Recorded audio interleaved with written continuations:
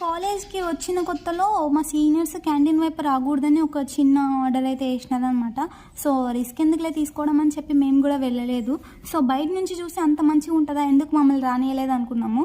So ఒకసారి లోపలికి వెళ్ళి చూస్తే దీనిగా మమ్మల్ని రావద్దన్నారు, క్యాంటీన్ అనే పేరుకే విరుద్ధంగా ఉంది అని అనుకున్నాను. సో ఇప్పుడు మేము ఎందుకు వచ్చినామంటే తిరిగి తిరిగి అలసిపోయినాము, ఏదన్నా కూల్గా తాగుదామని వచ్చినాము. సో అందుకనే మేము ఎక్స్పైర్ డేట్ చూసుకొని కొనుక్కుంటాం అనమాట ఏవైనా. సో అన్నీ పరిశీలిస్తున్నాను ఏమేమి తీసుకోవాలని చెప్పి.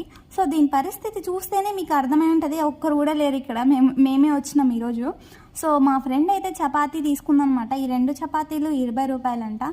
సో బాగానే ఉందని చెప్పింది. సో బయటకు వెళ్తే ఇక్కడ ఎండుమిర్చీలు ఆరబెట్టినారనమాట. సో బయట అయితే ప్రశాంతంగానే ఉంటుంది, చెట్లతో మంచిగా ఉంటుంది.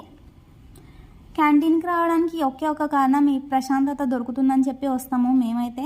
సో ఇక్కడ మంచిగా దీని పక్కనే గ్రౌండ్ కూడా ఉంటుంది ఆడుకోవడానికి. సో ఇది గైస్ మా క్యాంటీన్, మీకు కూడా